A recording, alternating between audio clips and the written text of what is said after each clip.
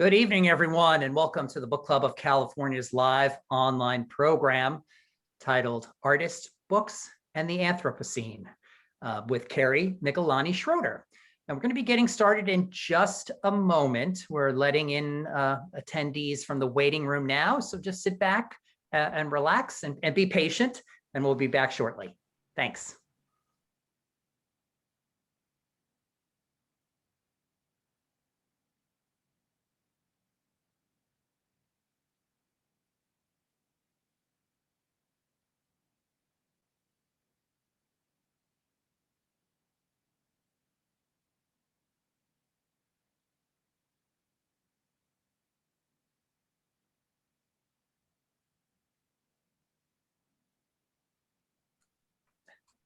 Good evening, everyone. If you've just joined us and you're here for the Book Club of California's live online program for Monday, May 24th, you're in the right place. Tonight's program is titled Artists, Books, and the Anthropocene, and it's featuring Keri Miki-Lani Schroeder. And we're going to be getting started in just a moment or so. We still have participants entering from the waiting room. So again, sit back, relax, have a beverage of your choice, and just be patient for a moment. And we will be getting started in just a minute or two. Thanks.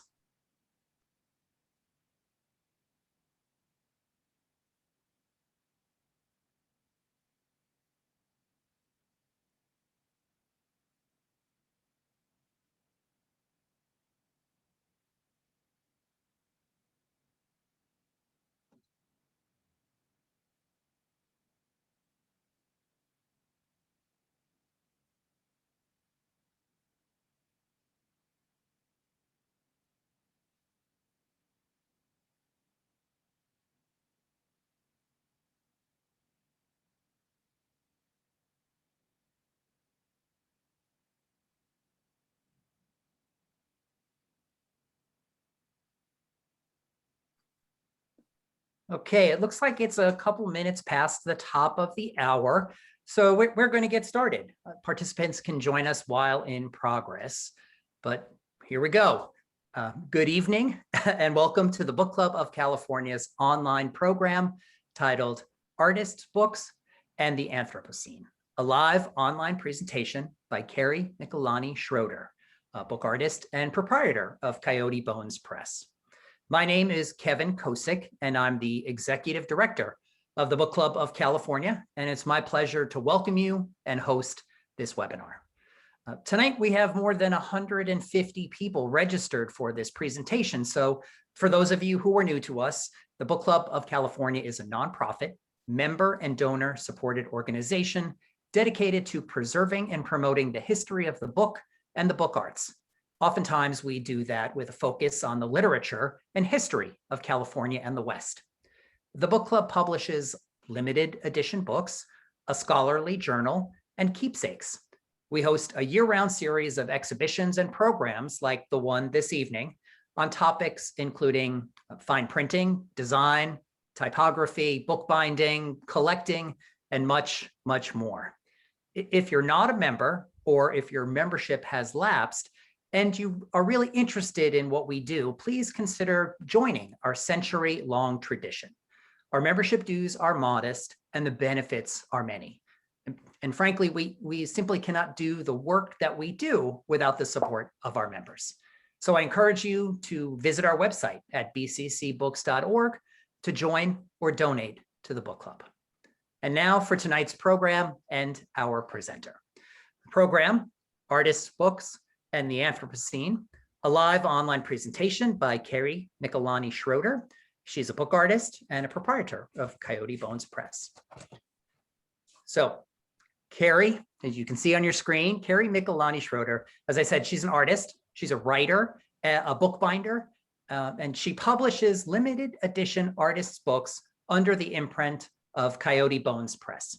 She holds a BA in art history from the University of Nevada, Las Vegas, and she received her MFA in book arts and creative writing from Mills College in Oakland, California in 2015. Keri worked at Flying Fish Press for 4 years as a studio assistant to renowned book artist Julie Chen, assembling and producing limited edition artist books. She was awarded the Mills College Book Art Teaching Fellowship in 2016, and she has taught workshops at various locations, including San Francisco City College and California College of the Arts. Keri moved to Texas in 2018 and worked as an edition bookbinder and bookmaker at Book Lab 2, the master bookbinder Craig Jensen for 2 years. She is the 2019 through 2021 Helen M. Salzberg Artist in Residence at the Jaffe Center for Book Arts and teaches book art classes at Southwest School of Art. Her books are held in many prominent collections, including UC Berkeley, Stanford University, RISD, the Otis College of Art and Design, Baylor University, and Savannah College of Art and Design. Tonight, Keri discusses her recent bookworks, focusing on species extinction in the 20th century. Her current project about the extinct Floridian Dusky Seaside Sparrow involves tracking down the last specimen to perish and interviewing ornithologists who worked on the Duskies' preservation efforts. So if you have questions for our speaker tonight, please use the chat and the Q&A function in Zoom. We should have time at the top of the hour to take questions and have a short discussion, and we'll curate the questions for that discussion from the Q&A and the chat. And now it is my great pleasure to introduce Keri Miki-Lani Schroeder and pass over the controls for tonight's webinar. Keri, it's all yours. Thank you, Kevin. Thank you for the introduction. That was great. I'm going to be talking about 2 recent works, and it's a little bit out of order chronologically because the project that I'm talking about second is actually the project that I started first, and that's the one for the Jaffe Center, but due to 2020, it got pushed back a little bit. They're both about extinct birds, and I think there's just a lot of crossover between the 2. So this is a drawer of entirely extinct birds on the right, and this is from the ornithology department at University of Florida at their Natural History Museum collection, and that's kind of where the journey started with the Dusky Seaside Sparrow book. And the whole process there, this project started in 2019, and it really made me think a lot about consumption and just the idea that there was just an entire shelf, like an entire cabinet full of just nothing but extinct birds. Like it had its own designated spot in this collection. So I was thinking about things like consumption and things about overconsumption and about the lives that we take. And I mean, of course, not all of them were extinct because of human impact, but a lot were, including the Dusky and the ones from the book I'm about to show you. This is the book I finished second after starting the Dusky book. The Dusky book was put on hold for a little bit during the pandemic. And while we figured that out, it was extended until 2021. So this book was produced in between that last year in 2020. And it memorializes 5 bird species that have been hunted to extinction, either for food or for their feathers or just because they were a nuisance to farming and agriculture.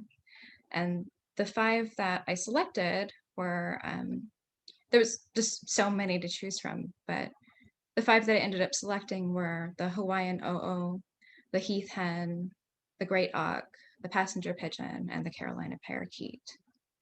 And I started the book by drawing portraits of each bird because my conversations with one of the ornithologists, he started talking about how his favorite bird illustrators and how they often make the mistake of drawing from dead birds, from taxidermied skins and things, and they can never quite capture their gestures and they'll never look alive. And he was saying just how it's pointless to draw these dead things and try to make them look alive. So with that in mind, I started doing these portraits of birds that were like memorial portraits. It's pretty obvious that they're past here. And I'm going to switch screens just real quick to, I do have a short video of the drawing here.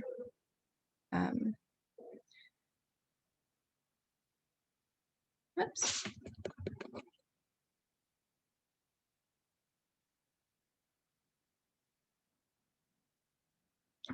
Excuse me. We had this all queued up, Kevin. I don't understand. Are you having technical difficulties? No, we're good. Okay.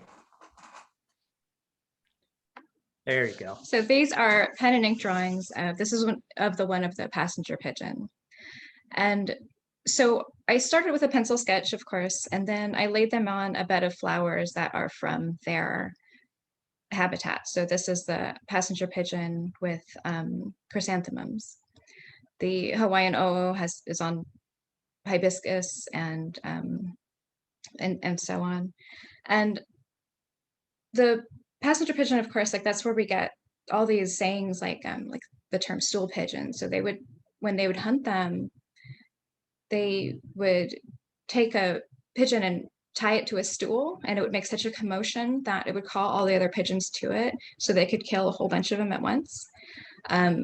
They also would hunt them by like lighting their nests or where they would nest on fire, and just these huge, just crazy mass hunts that would happen that led to their extinction.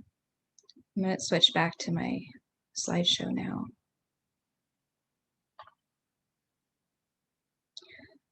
And I just kind of,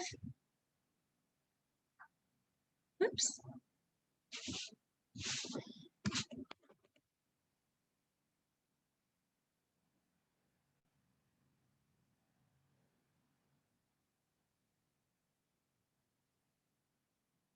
So I'm juggling all these things that should teach me to like swap back and forth here.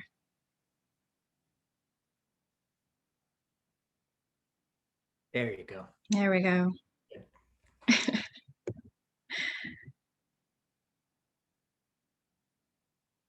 Jump ahead a little bit. So this is the resulting portraits here. And then they were printed after, and then they were colored in pochoir, which pochoir is a stencil method. So they were printed out, all the text is handwritten, and there was supposed to look like those specimen cards that they would have. So it's all handwritten with pen and ink drawings, and then pochoir for the coloring. And it's an edition of 5. And then the 5, each of them came with one of the original drawings.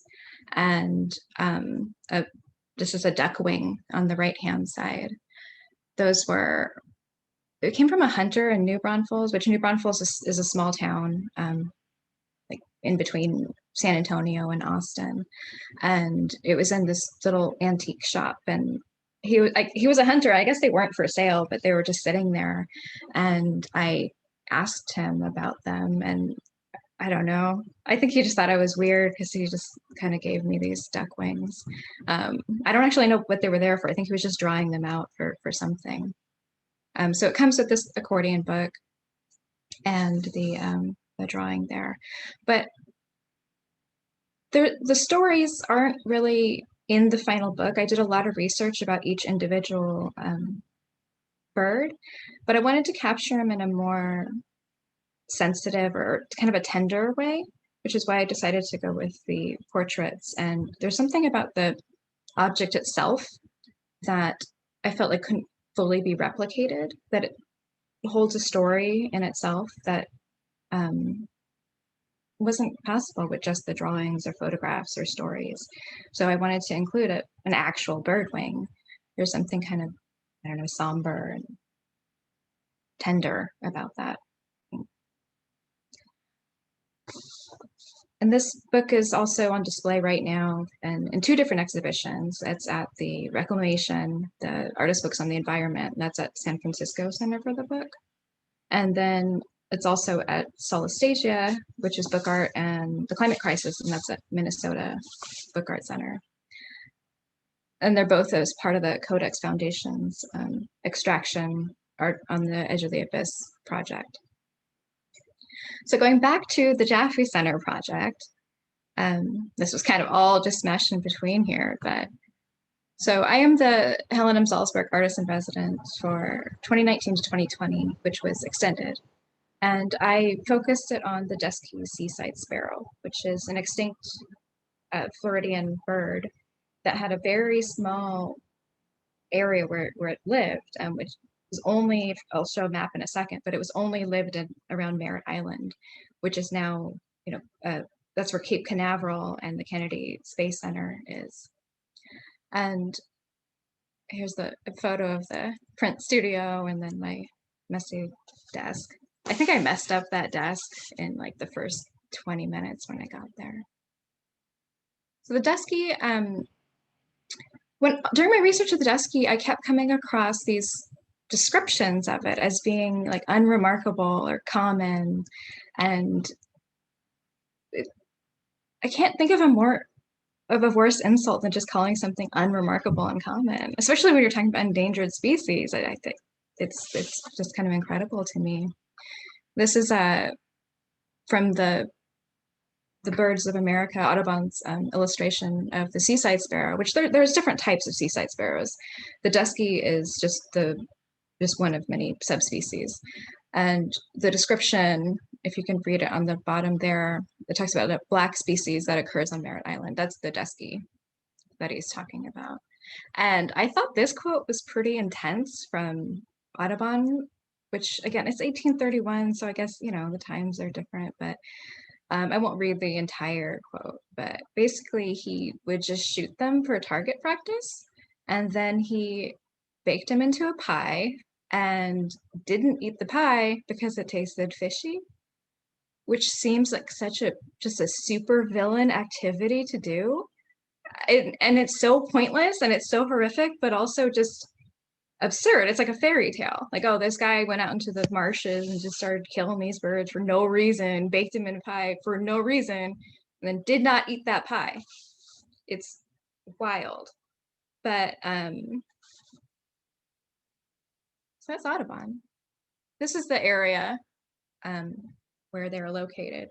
I circled it in red where they had colonies, and then they were mostly on North Merritt Island, and with smaller colonies near Titusville, which was like the Port St. John's, and along the Banana River, and they kind of live in that marshy area there in the grass.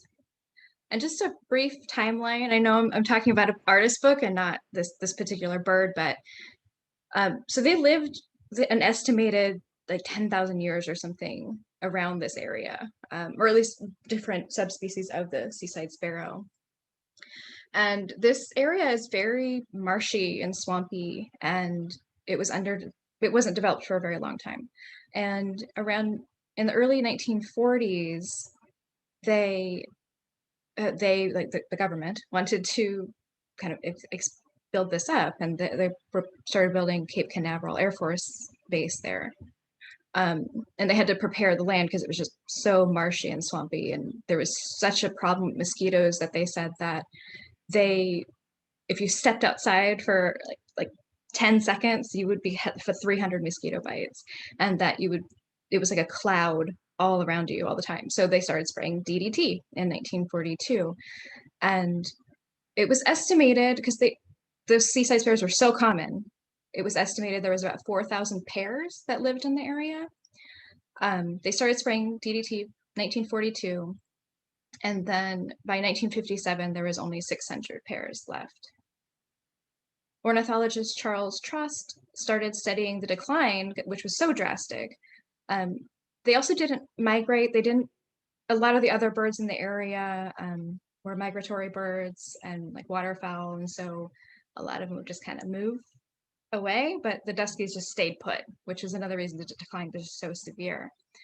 And so when the ornithologist Charles Trust started studying them, he only found 70 pairs between 1961 and 63. And it was obvious that it was having such an impact on the birds that lived in, not just the Duskies, but there was different ducks and different waterfowl that lived there that it was affecting. So there was a joint community impact coordination meeting that was called between NASA and the US Air Force and Brevard County, Florida. And they decided that to just kind of let the Duskies go. They had I have a quote here where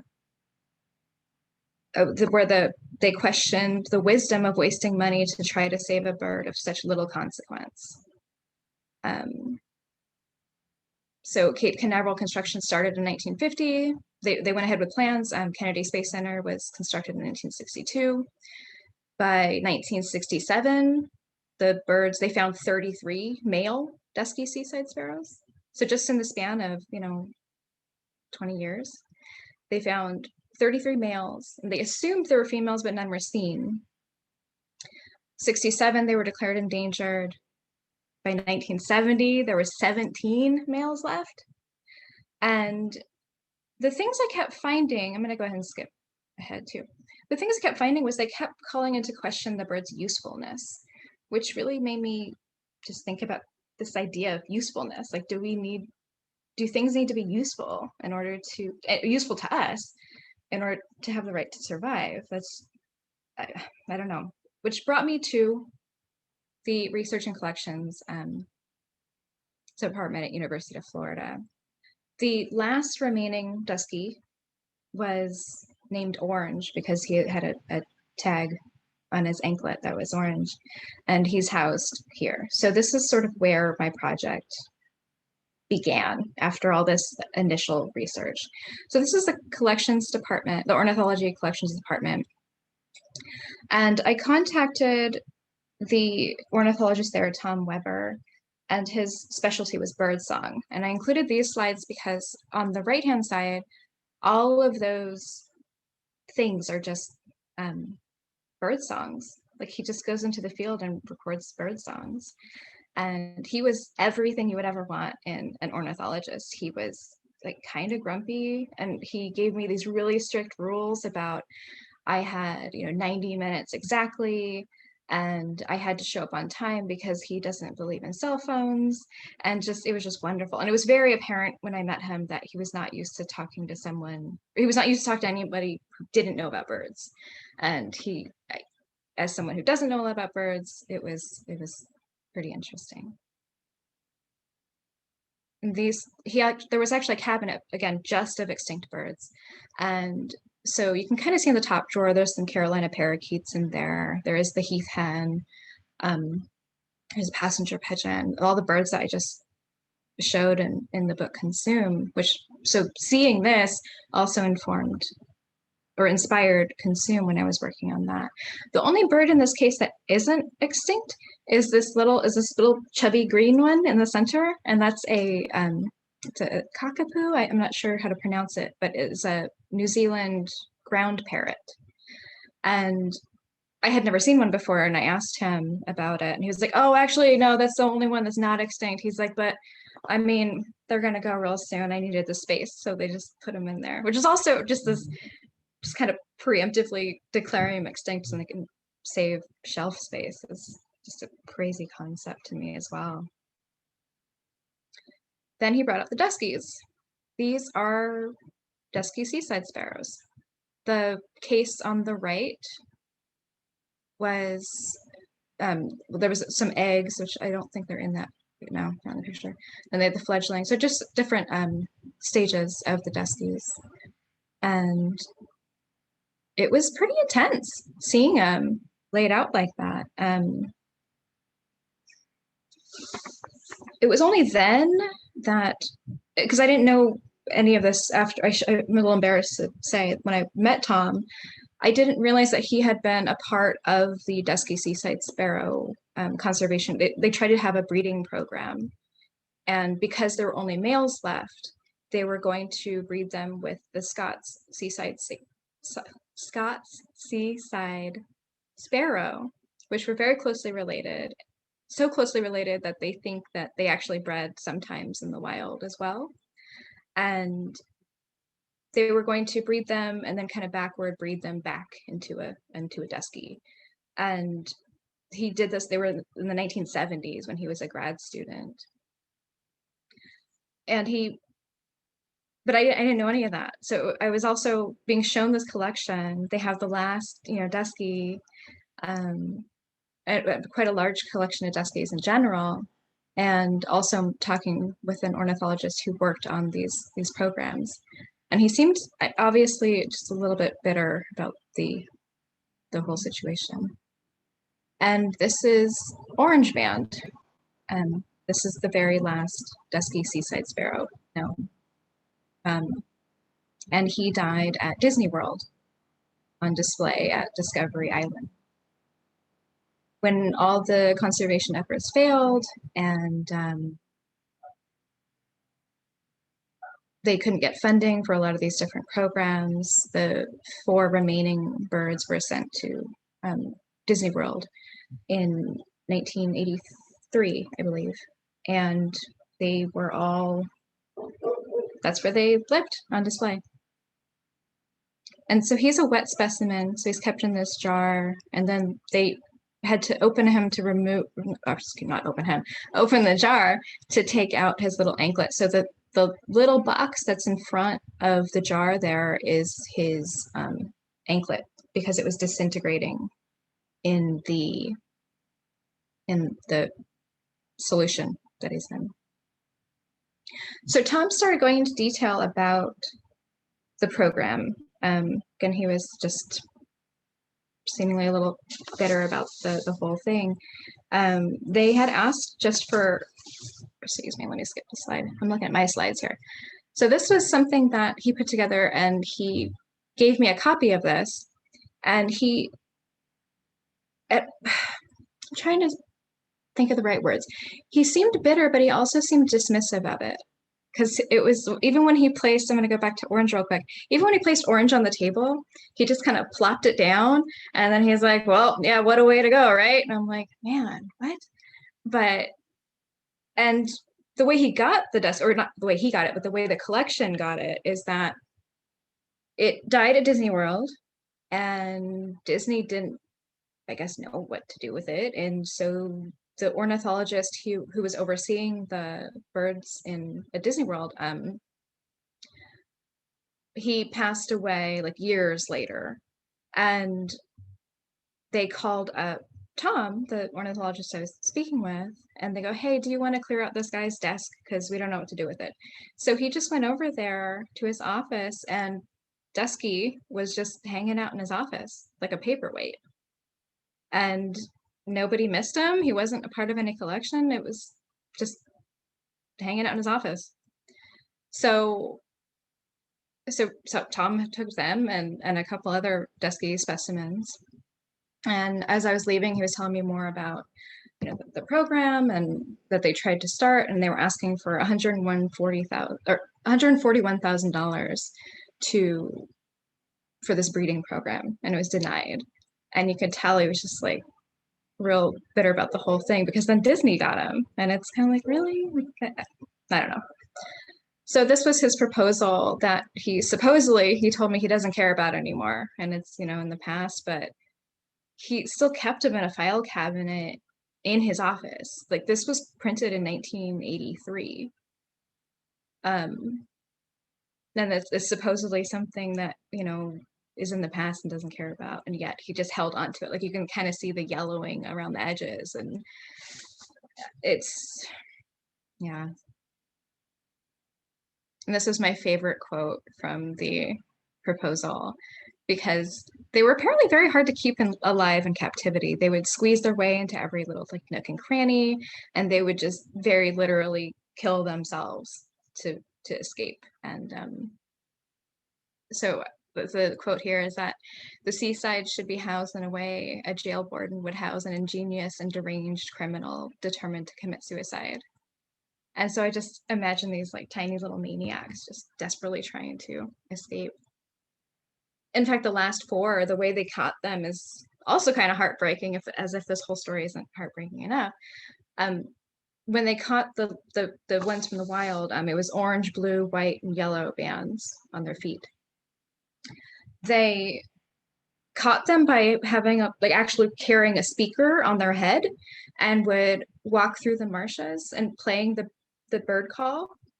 And when the birds would get excited about hearing another Dusky, they'd swoop them up in a net.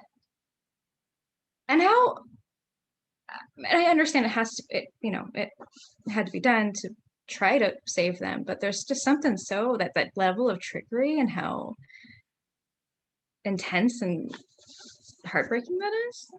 And one of the birds there was 5 actually in the wild, and one of the birds was never found or never caught. He was called aluminum green, because he actually had 2 anklets, because he had escaped twice from 2 different conservation groups. And they kept describing him as being elusive, because he just really smart, because he learned that if he crossed the freeway, the people wouldn't chase him. So whenever he got startled out, he would escape all the nets, he would immediately fly across the freeway, and then the people just couldn't run across the freeway. So he was the only one out of the 5 that just was never found and never caught. So I wasn't really sure what to do with all of this information, how to put it in a book in a semi-cohesive way. I really wanted to go to Discovery Island, which is abandoned basically at Disney World. They have a different wildlife park now. I think not entirely sure when it closed. I think it was the late 80s or early 90s maybe. But this is where the last one died. And in Florida, I thought it was important for me to go there for some reason, in the same way that I thought it was important for me to go to University of Florida and actually see them. And I don't know, I just really wanted to go there, and I knew I had to break in. And I think that the worst people to ever ask for advice ever are artists, because when I would text my friends from Florida, I'm like, you guys, I think I got to break into Disney World. I can get a boat or a canoe or something, and I can go to this island, and I'm going to try to find out where it died. And then the artist friends would be like, man, you got to do what you got to do, But then thankfully I have some, normal friends too. And they're like, Carrie, you're going to get arrested. And they're like, have you been in a canoe? I'm like, no, I'm not even a strong swimmer. And they're like, yeah, you should probably rethink that. And then by then I had just told too many people about it, so there was too much evidence. On the little record here, that's the recording of different Seaside Sparrow things. I also wasn't sure if I could call it, John Cutrone at Jaffe Center and get an advance on the stipend for bail money if I did go to Discovery Island. So the rest of this project was completed, started at, this is Jaffe Center for Book Art, and that is at Florida Atlantic University. It's like 6 hours apart. So I drove from, Orlando or Gainesville rather, to Florida Atlantic, which is in Boca Raton. I wasn't entirely sure what direction or how to put all this together, because at first I wanted to only follow the story of Orange Band, but I couldn't really do that without talking about how this all started. I started out with these block prints and drawings, and they didn't quite capture what I wanted. And then I was really moved by just their little bodies, because they're just the skins, and they're stuffed with something, cotton or something. And so they're very, very light, which, dead birds are light anyway. And just, I knew at that point that I wanted to have some kind of object in the box. So I started making this is paper clay. And at first I did some out of clay, and they're just way too heavy, and they didn't have that same feel in my hand. And the paper clay it's deceivingly light. I don't know, you kind of think it has this, and which evolved into the project, which I started using the terms, back to the descriptions of them, about their usefulness and the idea of usefulness, and how these descriptors were so kind of just sad. They called them, unremarkable and common, even though they weren't common more. And So this is what it became. So the title is Unremarkable, Elusive, the Dusky Seaside Sparrow. This is the first model, but it'll be an edition as well. And excuse me. And this is the box open. I still like the idea of the lino cut. So this is a lino cut printed cover, sort of mimicking the Dusky's feather pattern, which they're mostly black and with little bits of white. And they had just a little tiny tuft of yellow. Again, with the handwritten labels, because I liked the way they looked on the specimen tags when I saw them. And then we have some block printing on the back cover. There's a little drawer.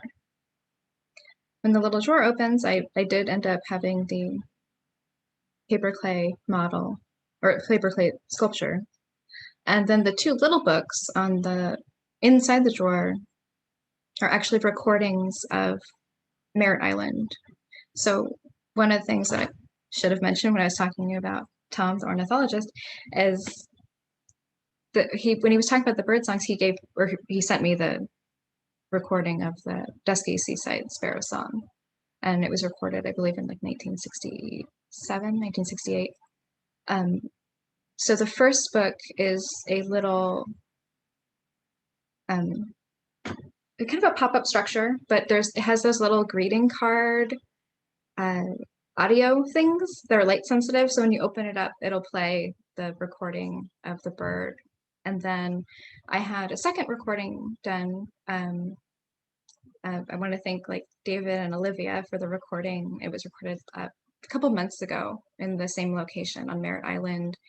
And it's just quiet, or it's traffic noises and airplanes and kind of just, there's no birds.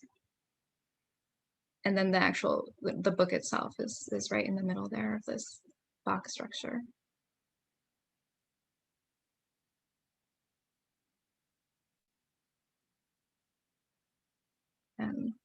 Actually, I'm going to go back to I have one more thing to say. So obviously it's like this kind of tall grass where they're living. And again, with the idea of like conservation and usefulness, it made me think back to even when I was a kid, like when first learning about, reduce, reuse, and recycle, how it was always told from the perspective of what things could do for us. And I don't know if it's still taught like that, but I just remember in elementary school or something where they'd say, we shouldn't cut down the rainforest because we need that to breathe, or shouldn't pollute water because we need water to live. And it's always told from what these things can do for us, rather than maybe things just have the right to exist with or without us. This is the cover of the book. It's a soft cover little book, and it has, can't really see it. I should have taken a better photo from the top, but it has two little orange bands like on their headbands. And on the inside, it talks about just the journey, meeting Tom, kind of just recapping what I just said for the presentation. These are the rules, the 90 minutes of time. I had to meet him on time, this sort of thing. And a map, a block printed map of their habitat. And also going back to that same idea, and I still think about it when Tom was talking about these bird illustrators and just the mistakes they made, which were things I don't think I would have ever caught on to on my own, but about the idea of not drawing dead things and making them look alive, that it was just impossible to do. And because they did die so recently, a lot of the photographs of the birds were also, they're under copyright. So I couldn't use those either. And so I wasn't really sure where to go with, I wanted to show what these birds look like alive. And I was kind of stuck between getting permission from a bunch of people to use their photos, or trying to get Disney for me to use their photos, which I don't know if that's going to happen, or drawing them and pretending they're alive, which also seemed wrong. And I just really struggled with where to go with that. And then I was thinking about just doing exactly that and just having these sort of redacted images. So the photo on the right is a photo I took at the in the collection. And then on the left is just something that I would have liked to photograph if I was able to, if they were still around. And so the rest of the book is kind of these pairings of what I had access to, and then what I would have liked to do, but it is just very, I mean, it's impossible.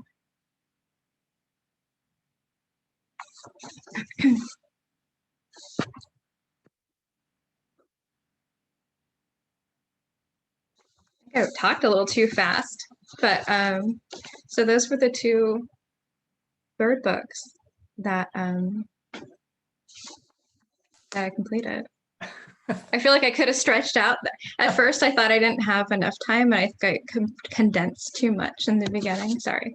No, that was great. There's so much that you talked about, right? It was kind of very in depth, like a whole story, which is so interesting. And I'm going to first start. You're thanking us for, like, I don't know why you should be thanking us, but we should be thanking you for sharing your work and that whole story with us. And I think you said early in the beginning that, your work was kind of like somber and tender at the same time. And I definitely felt that as you were talking and explaining what you did and kind of why you did it. But I also think it's really powerful, right? And hopeful in a way, Yeah. in this conservation-minded, future thinking, like, let's not ruin the world kind of message.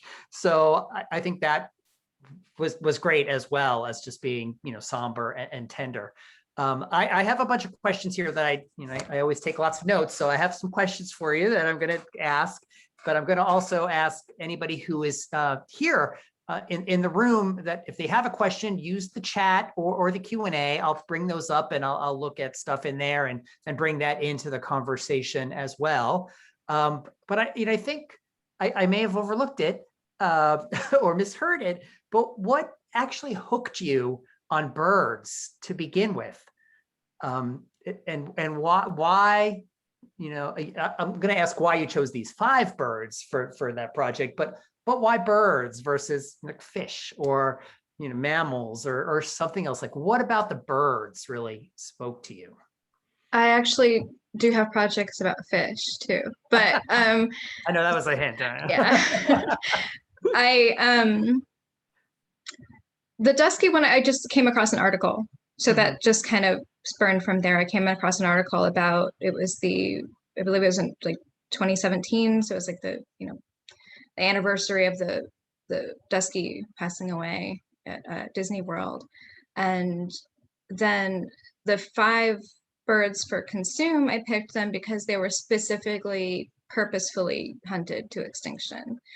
So that's the connection between those two. The Dusky went extinct because because no one cared about them, because they didn't do anything for us.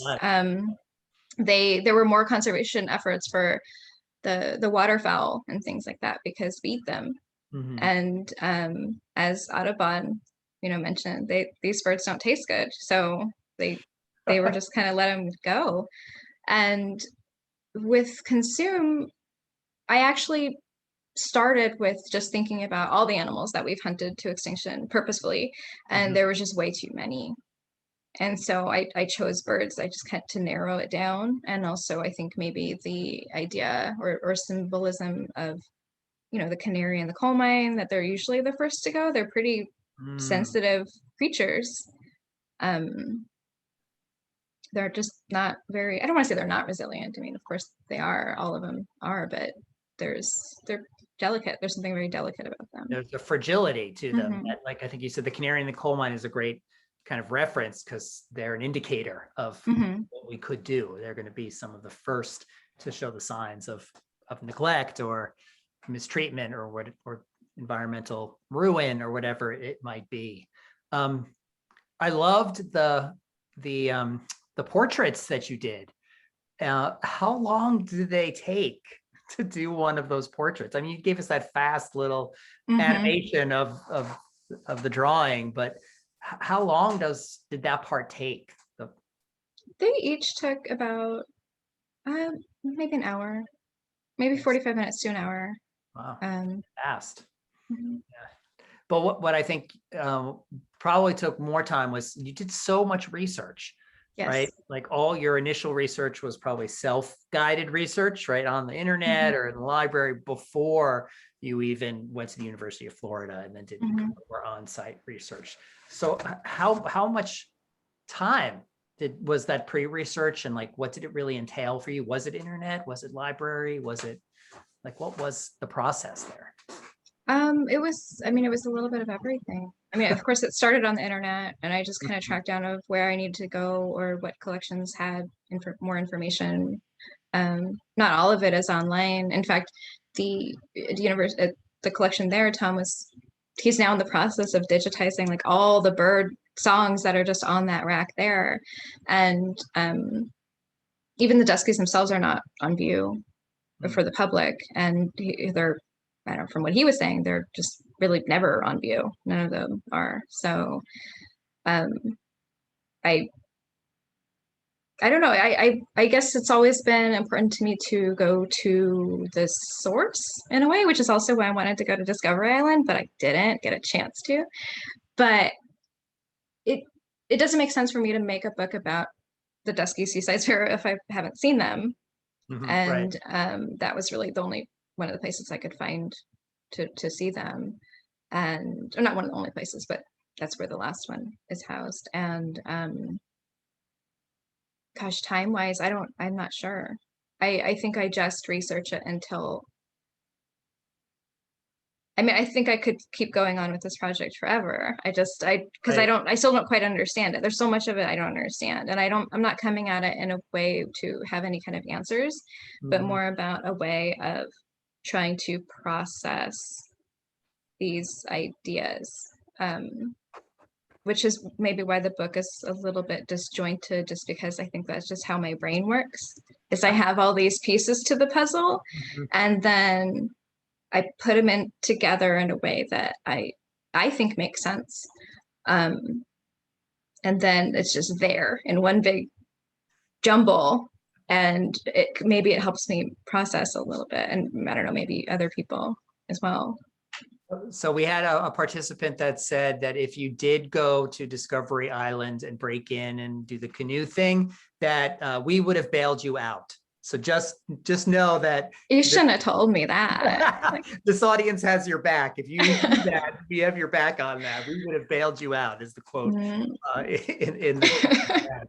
There's some great questions in the chat and Q&A about like the materials that you used and how you made each of the book projects. So maybe, and this is one that I personally had a question about, like the paper clay material. Like, can you explain like what that is and how you made that and what, you know, because I'm not actually familiar with it. That would have made a lot more sense to talk about instead of just the history of these extinct birds. So paper clay is it's what they use for paper mache and that sort of thing. I just didn't use any of the, I think it's just, I mean, I bought it, like a package of it, but it really is just paper shavings mixed with like plaster.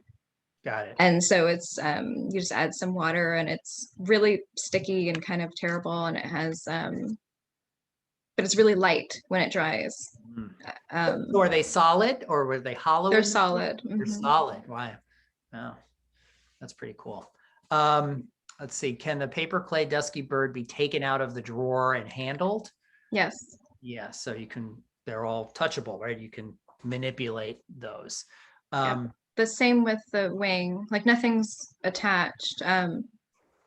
Most of my books have some kind of object. I mean, they're not all dead things, but most of my books have some kind of object that you can take out and handle, Mhm. because I think, well, not that I think, it does help me to understand things better and process information better if I can feel something, like just physically touch something. I think I get a lot of information from that somehow. And I've just never really been able to fully replicate that in through other methods. So I think it made sense to me to include them. Yeah, I think there's a experiential element of like being able to touch and pick up the pieces and pull them out and put them back into the book that people like. Do you want to talk a little bit about the printing of the book? Was letterpress, like how did you, like the little mini books that come out that you said have the audio clips in them, like how did you make and actually fabricate those? Like what are they made of? Okay, so it's block printing for the images, like lino cuts, and then the model is actually inkjet printed. Okay. It was originally going to be letterpress printed, but I don't actually have reliable access to a press right now.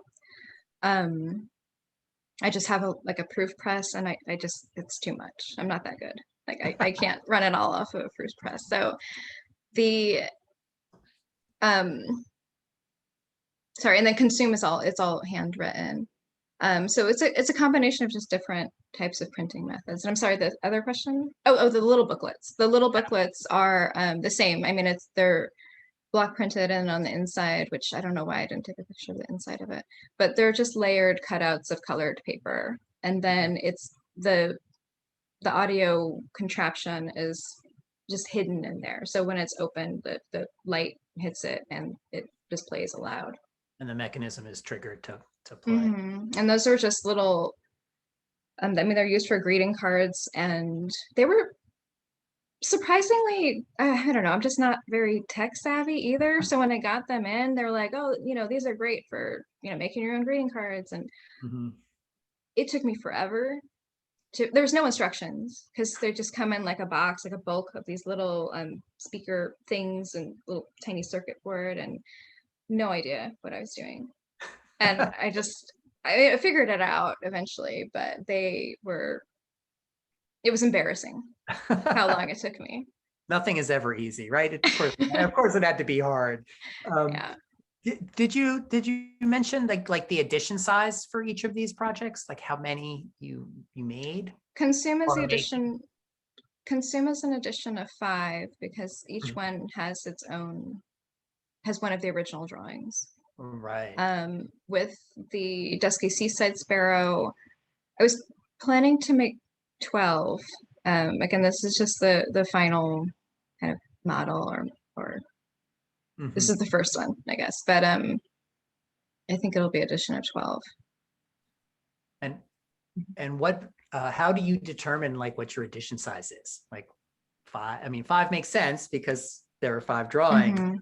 But like, how do you make that decision on how many you're going to make? I don't have a good formula for that yet. I kind of just do what feels right. And I mean, I also consider, how long can I reasonably spend on making these? Because what I would do to do an edition is that I'd print everything at once, get everything cut at once, but I don't have enough space to really store everything. So I would be assembling them after the fact. And like, how long do I want to do that for? Right. And also, it also depends on, I mean, just the logistics of if I'm spending X amount on like materials, like how many do I need to make before, right. Right. Because you have to go out of pocket to make them. And then do you have like, are any pre-sold when you're doing it? Do you know people who are going to support the project and know that we'll want one, or? No, but that would be nice. I mean, the Dusky is a little different because it was made for Jaffe Center, but I mean, I'm working on a project now, and it's just it's like a lot of, I mean, we were lucky enough to get a few grants, but it's a lot of out of pocket, and a lot of time. It's a collaborative book, and we've been working on it for over a year at this point. So it's a lot of I mean, yeah, I don't know. I don't like the term, but I mean, it's a lot of investment and just kind of just hoping it, you know, it goes somewhere when it's done. So that's actually a great question. How do you make it go somewhere when it's done? Like, do you have to do your marketing on it? Do you put it up on your website? Like, how do people book fairs? I'm guessing, as you know, maybe you're going to, like, you know, the Codex Book Fair to exhibit your work. Like, how does that, do you do all of those things? I do all of those things. Yeah. I have some booksellers. I'm represented by Vamp and Tramp, Lex Mentis, and yeah, Codex helps a lot. I'll be at Codex when next year, I guess it's got pushed back too. But yeah.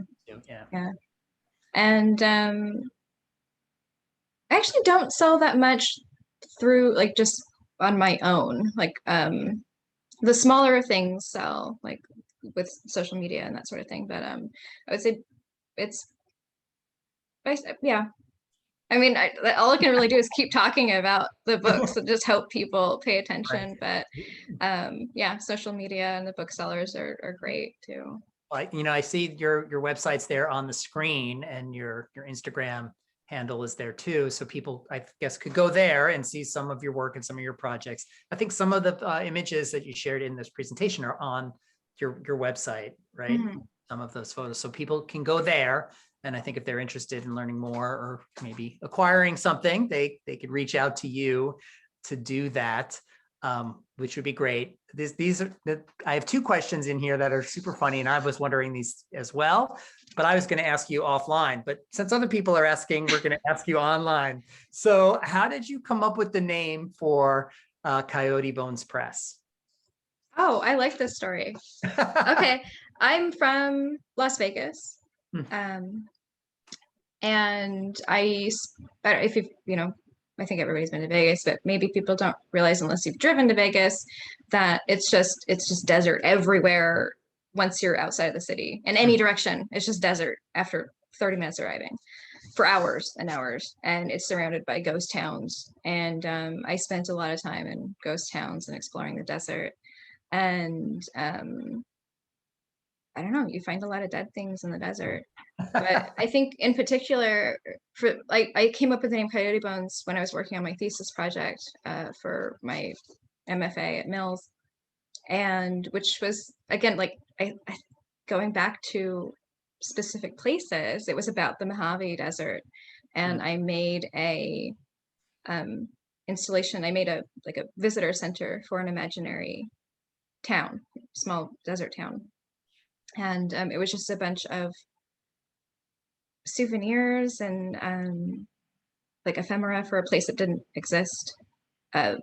There's just, and so I wanted to go back to the desert to, I don't know, find this fake place. And so I was outside of, it's Nelson's Landing, Nevada, which is about, I don't know, like an hour outside of town. And there was like a truck stop convenience store / alien like funhouse type of place, and then also sold, you know, turquoise jewelry and soda, and it was just very weird. And they had one of those big barrels out front, and there was a coyote, like coyote bones in it, just a full coyote. And so I asked the lady, it's like, hey, are those coyote, is that a dead coyote? And she's like, yeah. That was it. There's just like, no further, like I wasn't allowed to ask. And I just, and then it just stuck with me, and I just kept, I think it just sounded fun too, Coyote Bones. But. And then of course, I'm going to ask you about the word Anthropocene and how you chose that for tonight's talk, and what that means, what's your definition and how that applies. And people might not know what Anthropocene is. I struggled so long about, whoops, can I stop? Oh, yeah. Should I have done that? Okay. You can put it back, or you can just leave it like this and people can see us as we walk. Okay. Well, it turned black, so I didn't know if it had turned black for everybody else. Oh, no. But It's fine. It's Okay. good. It's about it's a period of time about like when humans started just really impacting the environment. And I don't know, I was trying to think of a all-encompassing term that would, yeah, describe all of the work I'm doing. I do a lot of work about just like how we utilize land and how we utilize just the space around us, and the ideas of animal consumption and like what animals we choose for determine our commodities in which we determine our pets. And I'm not going to get all like preachy about here about like animal rights, but it's something that I just don't quite understand. And I genuinely don't understand it. I don't mean some kind of like moral, like high horse about it. I just think it's something I've always thought about, where like we're deciding these things. And Right. that's such like, and who's deciding these things? And I used to have pet rabbits, and it was just, and they, you know, they'd come when they were called, and they were litter box trained, and it was just wild to me that you could also go to the store and eat them. And then it's like, and I would think about eating my cats, and I was like, well, that would be wrong. And but these are all made up, you know, man-made rules, and it's just Mm-hmm.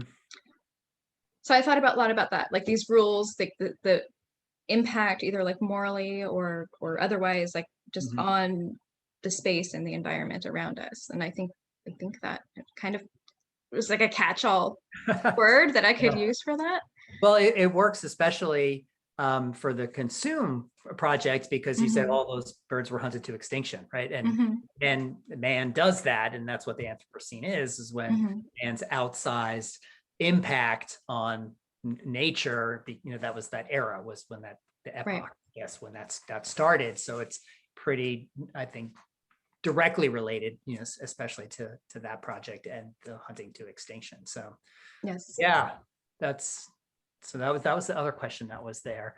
And then there's some questions about your other projects. You mentioned the fish. Do you want to say us a little bit about some of your other book projects that we didn't talk about tonight? Sure. And I should have what might be next included. for you, if there's another big project that you're ruminating on, that you're looking forward to in the future? The fish project I've only done one print so far, so that one's a little premature, I think, to talk about. But the one print I did do is it's called Gomitaku. Like it's for, okay, let me back up. There is a Japanese printing method called Gyotaku, and it's where they would get fish, like fishermen would take the fish, and they would rub it with like a ink and press the paper directly onto the fish. And it was kind of just a way of showing off the fish they caught, right? And they would eat the fish. It was just kind of like when people take pictures of holding that fish. Holding the fish, yeah. Yeah. But these were actual prints. And so I made one with trash that I found around the river here, where I just collected a bunch of trash and made a fish out of it and then printed it, which there was a few, maybe I can, well, I won't take time to find the photo, but some of the stuff I found, like there was like a razor blade, and then, you know, but you're supposed to like rub it with your hands when you print it. And then that was a really bad idea. Yeah. But so I also am kind of in the background starting something with fish and trash. And I recently emailed some marine biologists about this beached whale to ask them what the contents of this beached whale's stomach was, and they never answered me. But I think I need just to bug them a little more. They're probably just gonna come some weirdo like, did you get that email from that girl that like, she like wanted a whole like necropsy report? But the collaborative project, I'm doing a project with Julie Chen, and I don't want to jinx it by saying it'll be out soon-ish. But it was just a very intense project that we started over the pandemic. And it's about time. I can say that much about it. And I did find it it was kind of funny. Like I used to work with Julie, we're still close. And I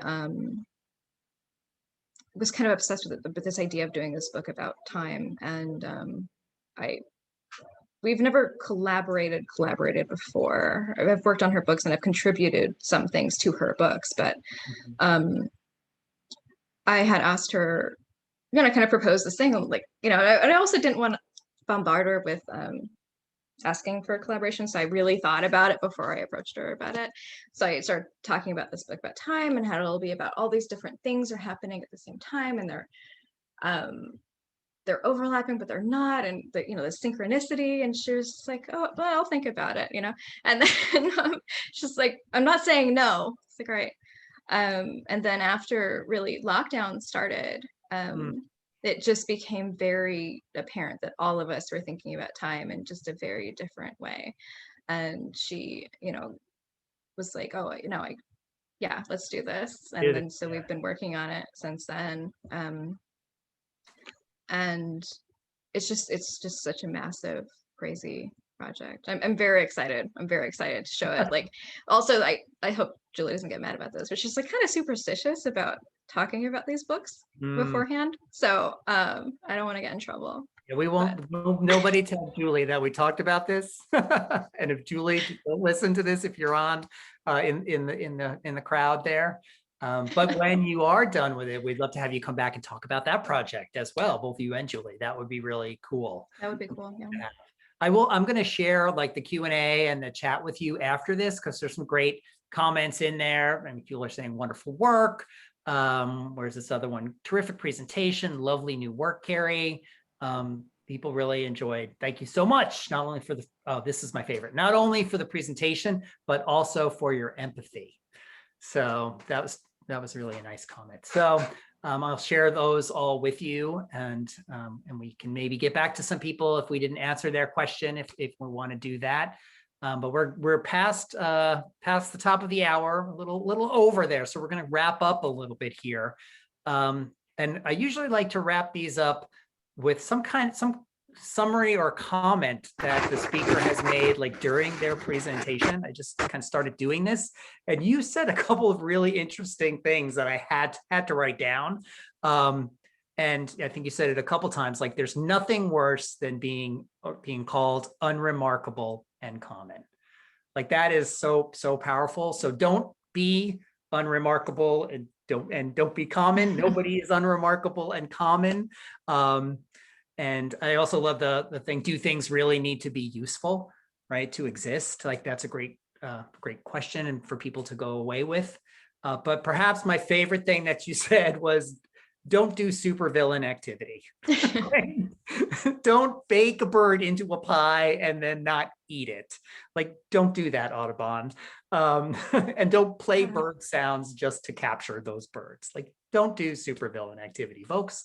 That's all I think we want to say as a parting comment to everybody. I also want to thank you, Carrie. You were terrific. That was so interesting.